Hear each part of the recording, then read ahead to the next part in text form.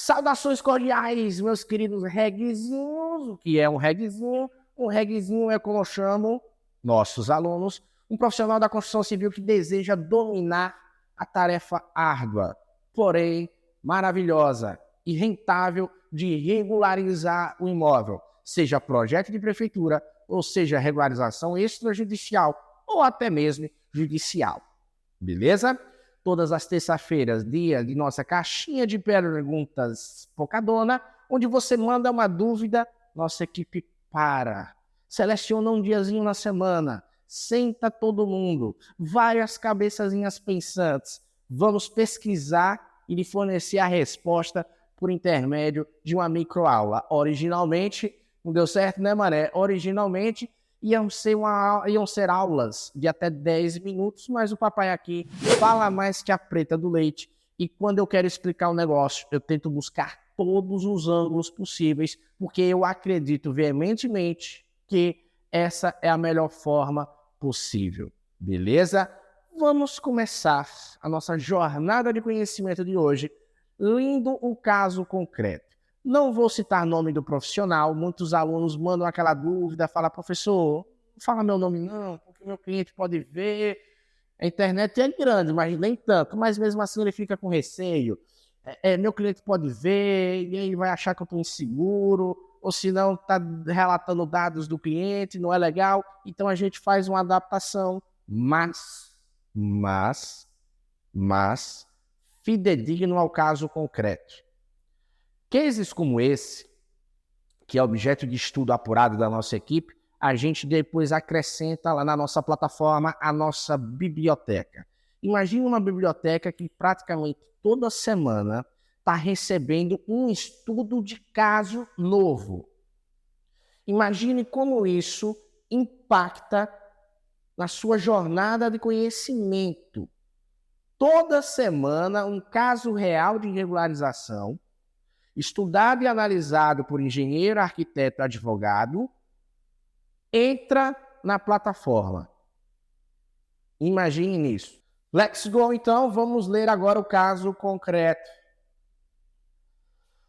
Meu cliente está construindo um sobrado de 2 pavimentos. Ele já construiu o primeiro pavimento, porém ele construiu sem projeto. O CREA, eles aí fiscalizam que é a beleza, notificou ele e exigiu que a obra tivesse a placa de alvará com o responsável técnico. Então ele foi atrás de mim para solucionar o caso. Eu pedi a matrícula do imóvel para dar entrada no alvará, porém ele só tinha o contrato de compra e venda. Informação importante essa, viu, galera? Originalmente, como é que era? Olha ele dizendo aqui. E o vendedor tinha um lote de 600 metros quadrados e fracionou o terreno em 3 lotes. Ou seja, meu cliente acabou adquirindo um desses lotes. Agora eu gostaria de saber, vamos lá, number one. Como eu posso fazer a matrícula desse imóvel? Como regularizo a construção já dada início na obra? E o pior, a obra não foi construída dentro dos índices urbanísticos. E ainda tem esse outro item aqui que eu vou deixar para o final. Invasão de calçada, como resolver?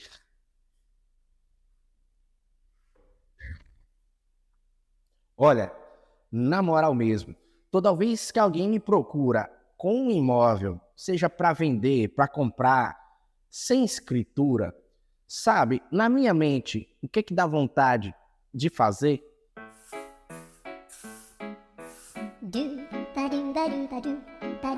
Aqui, seu filho de rapariga. Brincadeiras à parte, é isso que dá vontade de fazer toda vez que alguém tenta transacionar um imóvel sem escritura. Simplesmente porque, para o mundo jurídico, esse imóvel não existe.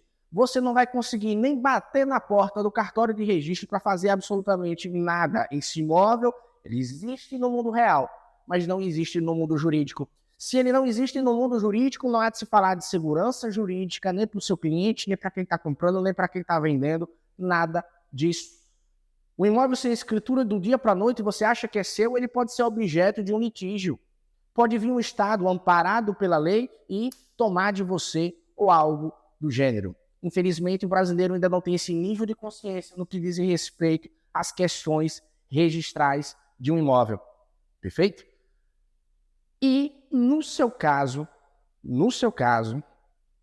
pelo que você descreveu, meu querido grilinho da montanha, e grilinho da montanha, como eu chamo carinhosamente, todo profissional que ainda não é reguezinho, que ainda não é nosso aluno, tá com, cheirinho de imóvel sem escritura. E aí você tá com aquilo que eu chamo de problema fundamental.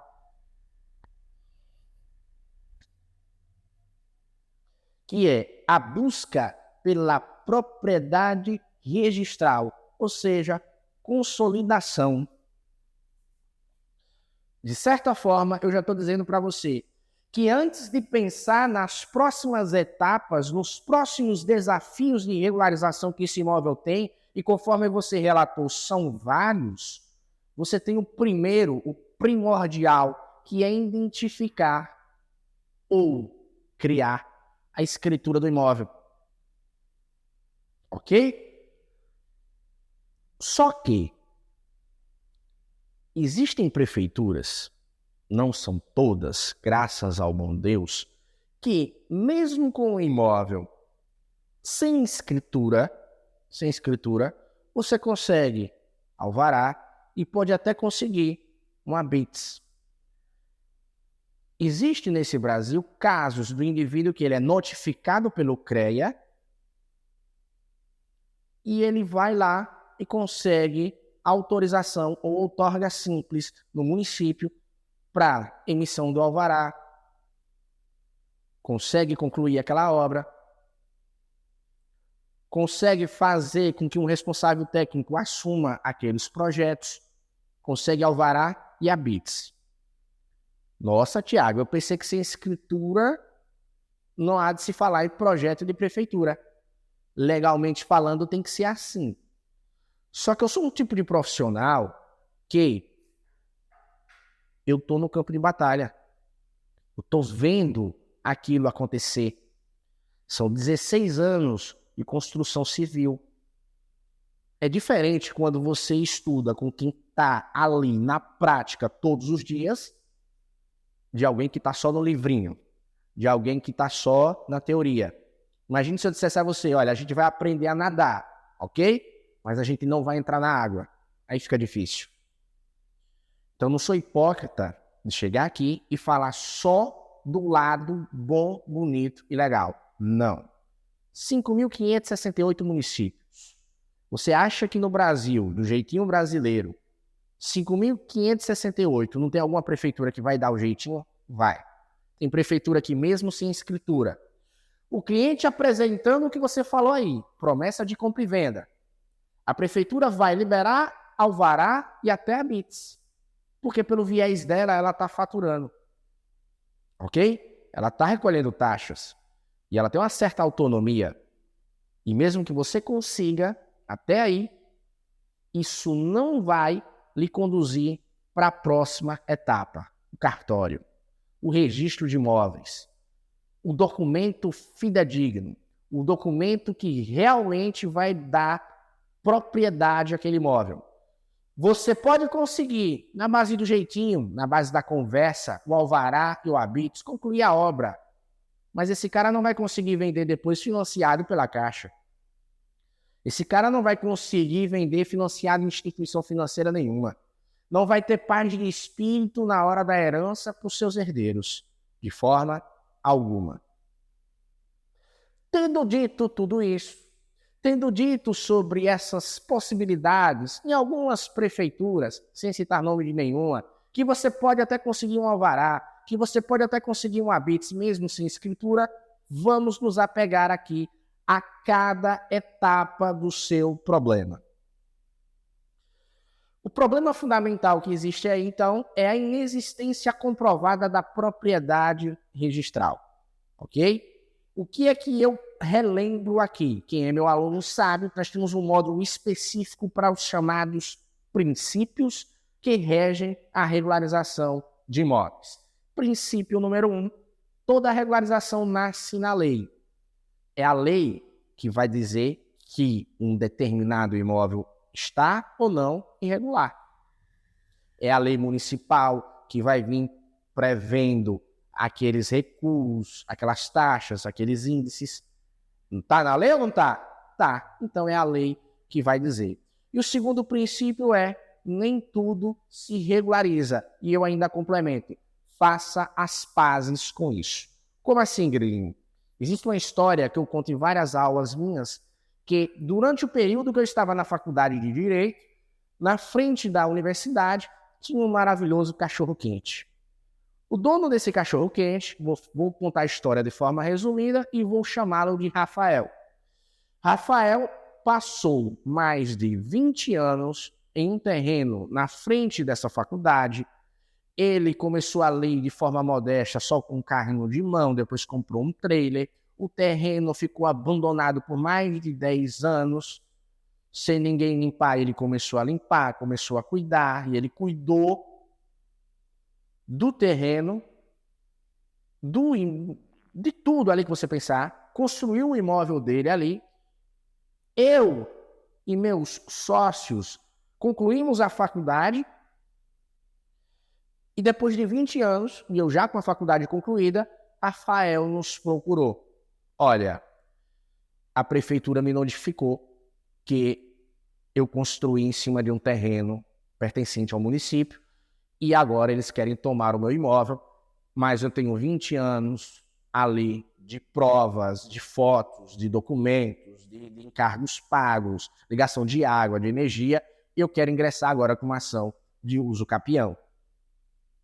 Só que a prefeitura tem uma escritura muito bem definida da área, o imóvel é do ente público, e aí isso esbarrou. O desejo desse cliente do uso capião esbarrou na norma jurídica, na lei, na jurisprudência, na doutrina, que traz que os imóveis públicos não estão sujeitos a uso capião. E aí, eu acho que você consegue deduzir o que foi que aconteceu com a casa de Rafael.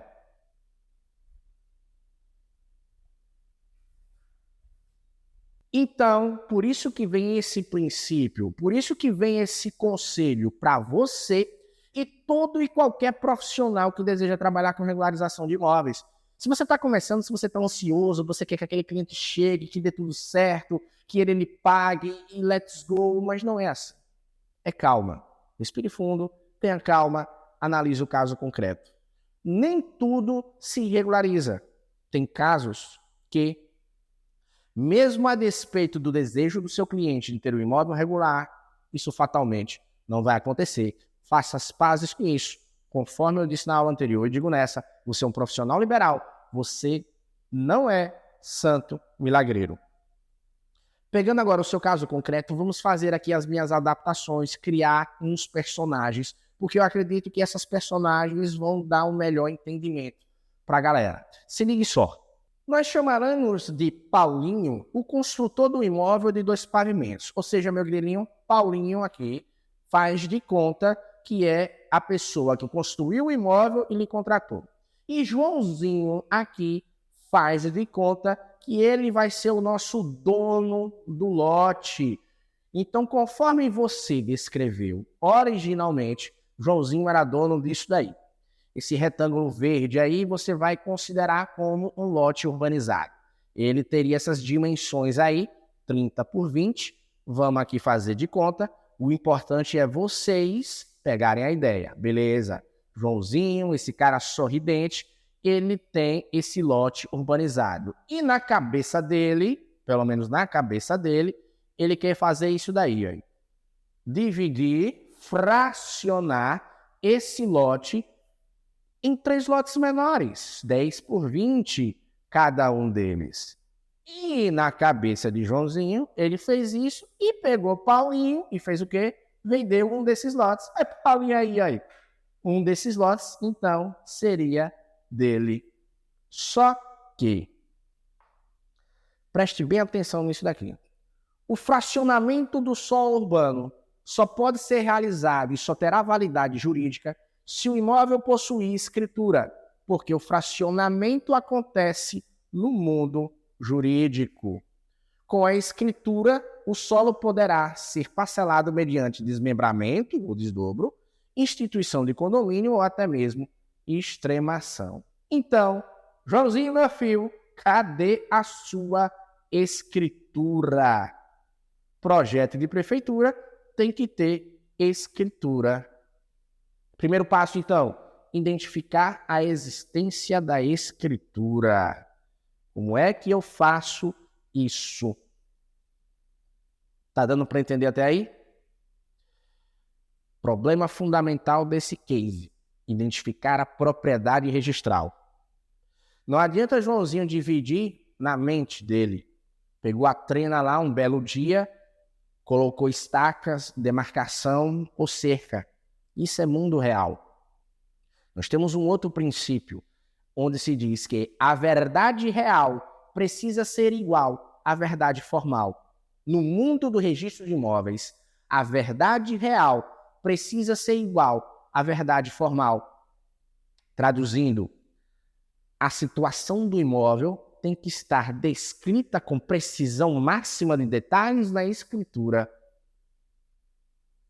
E aí sim, com a escritura é possível fatiar, é possível fazer o parcelamento do solo urbano, desmembramento / desdobro, é possível fazer instituição de condomínio, é possível extinguir o condomínio e fazer uma extremação. Mas sem escritura, nada disso é possível. Grelhinho, primeiro passo, investigar então se existe realmente escritura. O Paulinho, que seria o seu cliente, me passe o contato da pessoa que lhe vendeu esse terreno. Vou ligar para ele. Ô Joãozinho, como foi que você comprou esse terreno? Tem escritura? Ah, eu não lembro. Ou ele vai dizer, não, não tem. Eu particularmente não confio nem na palavra de alguns clientes. Em um país tão multifacetário como o Brasil, você pode lidar com clientes que não tenham um conhecimento apurado, técnico, limitações cognitivas. Eu pego geralmente nome, CPF, endereço do imóvel, nome do cliente, nesse caso Joãozinho, CPF, endereço do imóvel, busco o cartório de registro de imóveis e solicito uma busca de qualquer imóvel no nome desse cidadão. Isso se chama busca cartorária. Se o cliente me diz, o Joãozinho nesse nosso exemplo, que não tem escritura, e eu ainda volto do cartório com essa busca exaurida, eu tenho certeza que não existe escritura. E aí a gente está no primeiro problema desse case. Não existe escritura. E aí, dois caminhos. Ou você vai apelar para uma prefeitura na base do jeitinho, e ela vai lhe conceder um alvará, um habites. Tem prefeitura, como eu estou dizendo, que concede, se tiver toda a documentação, todos os projetos, RG, CPF, comprovante de residência, e essa documentação de promessa de compra e venda, que você disse que ele tem. Tem prefeitura que vai conceder alvará e habites. Tem prefeitura que vai lhe dar, a porta na cara antes mesmo de você chegar. Sem escritura que você não entra. Beleza? Então, Thiago, você quer dizer que se eu não conseguir na base do jeitinho, lascou. Eu tenho que primeiro resolver a escritura. Perfeitamente. E qual é a solução para você resolver a escritura nesse caso, caso ela não exista? Não existe escritura, apenas documentos que demonstram a posse. Saída número 1, modo originário de aquisição de propriedade. Modo originário de aquisição de propriedade. Eu tenho um imóvel, não tenho a propriedade ainda, ou seja, não tenho a escritura, e preciso adquirir essa propriedade pela primeira vez. Preciso adquirir essa propriedade de forma originária. Qual é a maravilhosa ação que faz isso? Ação de uso capião. Nesse caso, poderia ser tentada em nome do Joãozinho. E aí você já pode se deparar com outro problema. A gente não debateu aqui como é que você está falando aqui do seu cliente, que a gente está chamando de Paulinho. Mas será se essa pessoa que vendeu esse terreno está viva, está morando aqui nesse estado, é de fácil contato? É possível realmente pegar o telefone, ligar e se comunicar com essa pessoa? Se sim, é possível fazer uma ação de uso capião ainda no nome do Joãozinho. Perfeito? É uma saída. Vai ter que ter uma relação de confiança entre Joãozinho e Paulinho, né? Porque Paulinho, de certa forma, já adquiriu alguma coisa. E aí? É uma das saídas. Perceba que a atividade de regularizar o imóvel, ela vai exigir pesquisa, você analisar o caso concreto, e ela vai exigir você ter esse jogo de cintura, de buscar as saídas, de buscar a melhor opção. O que é possível fazer aqui nesse caso concreto, beleza? E aí agora você começa a lembrar do seguinte: parcerias. Você é engenheiro, você precisa ter uma parceria com um bom advogado que manje do direito imobiliário, porque advogado, o Brasil tem mais de 1 milhão e bota força, mas que manja do direito imobiliário, do direito registrado e notarial, são poucos. Pode ter certeza, são poucos. Por isso que eu digo, é um mar azul de oportunidades. E essa parceria com o advogado é uma análise conjunta. Aqui no escritório as análises são conjuntas na maioria dos casos. Ah, projeto de prefeitura, aqui está redondinho, é só projeto de prefeitura, então tchau. Não vou precisar do advogado para analisar isso aqui. Mas um uso capião, um problema ali de herança, alguma coisa assim. Então a regularização de imóveis, ela pode exigir essas parcerias de sucesso. Um conhecimento apurado daquele corretor que ele manja o mercado imobiliário ali naquela área, para ajudar com a precificação, por aí vai. Ok? E aí é que entra uma análise conjunta com o advogado. Ah, beleza, o terreno é de Joãozinho, uma ação de uso capião. Peraí, calma. Vamos ver se esse cidadão realmente tem os requisitos para torná-lo legitimado a requerer uma ação de uso capião. Ânimos domine, ou seja, desejo, comportamento de dono. Inexistência de oposição à posse. Ela é mansa? Ela é pacífica? Posse ininterrupta por um período de tempo. Beleza. Joãozinho está se comportando como dono durante tipo 10, 15, 20 anos. Ele vai ter algum documento que no meio jurídico a gente chama de justo título ou não? Porque uma modalidade de uso capião eu preciso do justo título e da boa-fé. A outra modalidade eu posso dispensar os dois, mas só que aí vai exigir um tempo maior.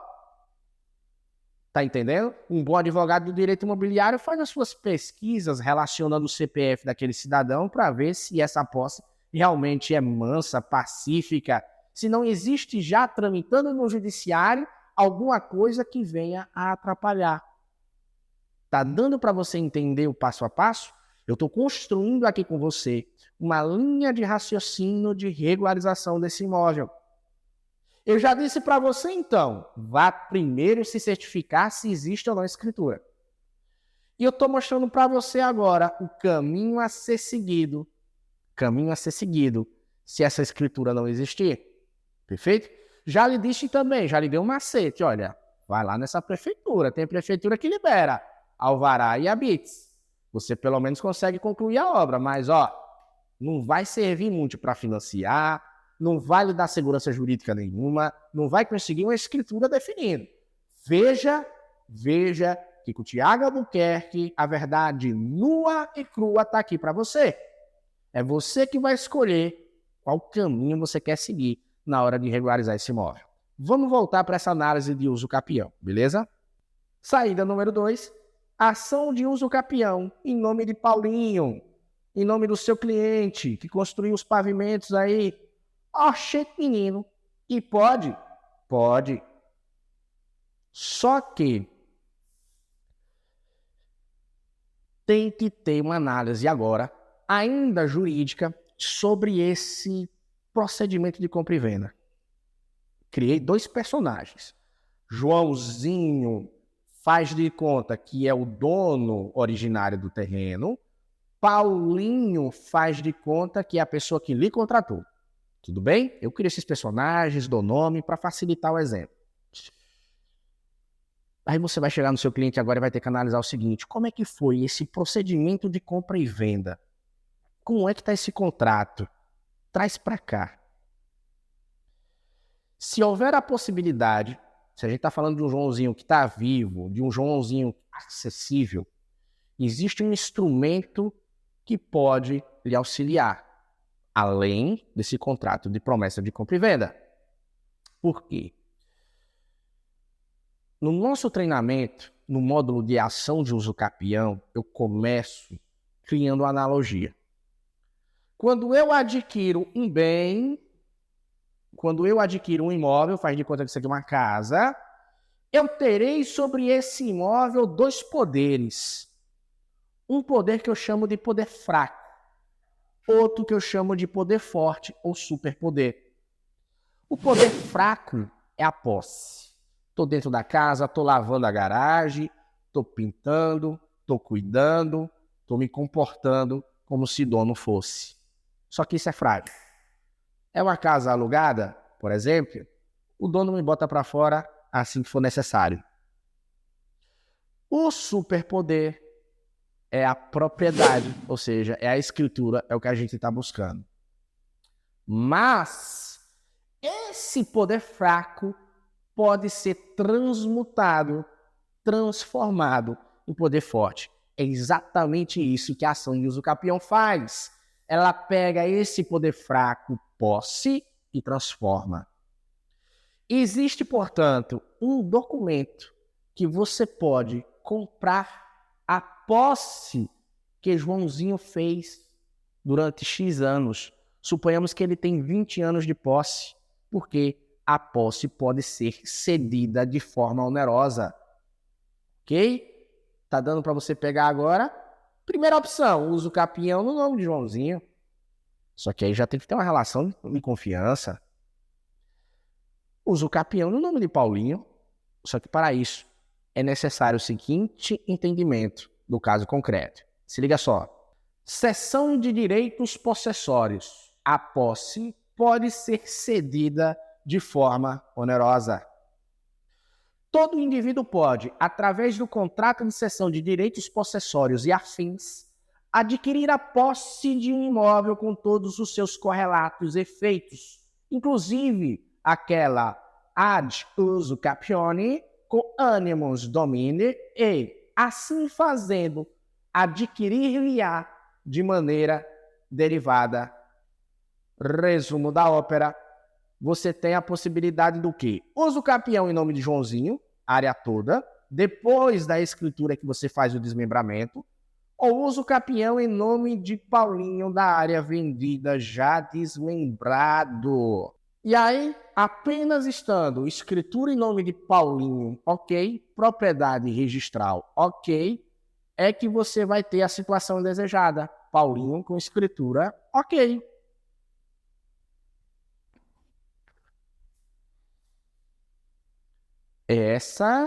Essas são as saídas que nós visualizamos em primeiro momento para resolver seu primeiro problema. Problema primordial, inexistência de escritura. Ela não existe e ela precisa ser construída, ok? Analisar um caso concreto de regularização é assim. A gente primeiro joga um esboço aqui para você, você corre atrás. Se no decurso do seu caminho forem surgindo novas questões, novas dúvidas, se você está no grupo do Telegram, você tem um bônus. Continua acessando a gente via direct, como você fez, e a gente vai auxiliar você na sua regularização, meu brother, sem lhe cobrar nada. Vamos adiante. Nosso intuito aqui é formar uma comunidade séria, com profissionais sérios e com resultado. Ok? Beleza? Até aí? Tranquilo? Finalizamos essa primeira análise sobre a possibilidade de uma ação de uso capião no seu caso concreto. Beleza, Thiago? Vou passar isso para o cliente, vou fazer orçamento, vou fazer uma parceria com um bom advogado que manja aí dessas tretas imobiliárias e lá na frente, dando tudo certo, vou para a próxima etapa, não é isso? Exatamente. O próximo desafio, partindo do pressuposto que você de alguma forma está com a escritura na mão, ou ela existe, ou foi uso capião, é agora voltar o seu olhar para o próximo desafio, que é a averbação da construção. Para isso agora, um passo a passo bem detalhado do que tem que ser feito. Próximo desafio seria então a averbação da construção. Projeto a ser aprovado, primeiro item. Sua responsabilidade técnica, Segundo item. Matrícula atualizada, porque ou você achou a escritura ou você fez a escritura. Perfeito? Requerimento assinado, documentos pessoais do cliente, CND, alvará, ABITS, Receita Federal e cartório. Esse aí é o passo a passo, só que você mesmo já lançou um outro desafio, índices urbanísticos. Multa, anistia, outorga simples. Você disse que, para apimentar ainda mais este casinho concreto, o seu cliente não respeitou os índices urbanísticos. E para quem ainda não é meu aluno ou não tem conhecimento, os índices urbanísticos eles existem para limitar o poder de construir do particular. Eles colocam ordem na parada. Basicamente, a gente fala para o cliente, olha, você pode construir, mas você tem que respeitar aquilo que a lei fala. Você não vai poder construir no terreno todo, existem os recuos. Você não vai poder construir nesse terreno todo, existe uma área que tem que ser dedicada a ser área permeável, porque quando você constrói, meu cliente amigo, quando você constrói obedecendo os índices urbanísticos, você garante uma melhor qualidade de vida para a sua família e você garante a paz e a harmonia no meio ambiente. Por exemplo, desrespeitar o índice de permeabilidade pode causar as enchentes. Desrespeitar os recuos podem tornar a sua obra inadequada ou sem ventilação e por aí vai. Índice urbanístico, então. Primeira forma, como você está em uma obra ainda, não é um imóvel já pronto, eu provoco o seguinte questionamento.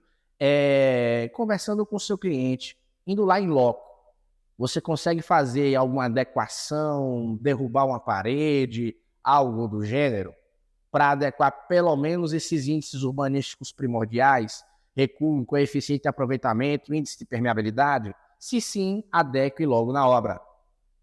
Se não, você vai para o município.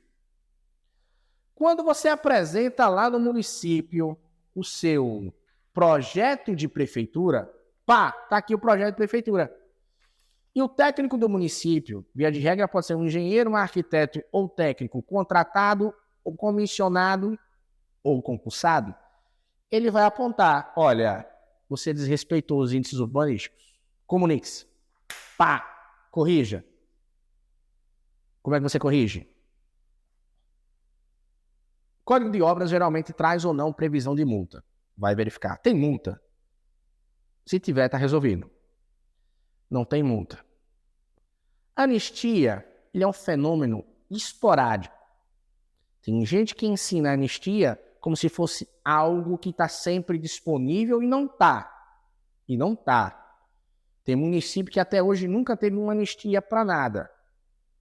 Mas a anistia de tempos em tempos surge, preferencialmente em centros urbanos maiores, e essa anistia é uma lei com um rol taxativo. Ela vai trazer a relação das irregularidades que podem ser resolvidas. E aí, se a sua irregularidade está ali, CREO, você resolve. Ou, olha eu de novo, outorga simples. Você chega no secretário, você chega no prefeito e pede autorização para ele liberar aquilo ali, CREO. Não estou aqui para falar de legalidade da situação. Mas que isso acontece no Brasil, acontece. O projeto não está adequado, mas o secretário carimbou e assinou, tchau. O responsável pelo setor carimbou e assinou, tchau. Não é competência do cartório fazer esse controle. Por quê? Presume-se que o controle foi feito depois que o alvará e o habitus foi apresentado. Ele não vai fazer esse controle. Ok? Beleza. Índices urbanísticos, portanto, vai em loco, tenta demolir alguma coisa, tenta refazer alguma coisa para adequar. Perfeito? Na prática. Imóvel usado, área consolidada. Aí você pode tentar pela multa, anistia ou outorga simples. Esses são os caminhos. Acabou aí. Beleza? Pega a sequência agora. Próximo desafio, calçada. Seria cômico se não fosse trágico, seria simples se não tivesse algumas questões. Vou fazer um desafio a você. Chegue na frente da porta de qualquer brasileiro que mora em casas. Esqueça apartamento, casa. Ô, seu menino, dona menina, tô aqui na frente da sua casa. De quem é essa calçada? Pergunte isso para ele. De quem é essa calçada? Com certeza ele vai dizer, é minha. Olha aí o piso que eu coloquei. Piso antiderrapante que eu paguei e eu coloquei. Pois é. A maioria dos conceitos, temas do direito imobiliário, registral, notarial, são desapercebidos, não são de conhecimento dos profissionais, o que dirá do cidadão comum. A calçada, tecnicamente falando, ela é denominada de passeio público. Perfeito? Então, a calçada é, na verdade, no máximo, uma parceria entre o dono da casa e o município. Eu já tive um cliente que disse, espera aí, eu fiz essa explicação para ele, ele disse, você está dizendo que eu paguei caro em um piso nessa calçada em algo que não é meu? Exatamente. A calçada, tecnicamente falando, ela não é só sua, ela é uma parceria. Como ela está de frente do seu imóvel e ela tem que dar acesso para o seu carro entrar, para você entrar, perfeito? Ela é uma parceria, mas ela é mais domínio público. Se alguma coisa você coloca nessa calçada que esteja obstruindo a passagem de pedestres, você tem que tirar. Se liga qual é o entendimento predominante hoje nos tribunais sobre essa questão de calçada. Se liga só.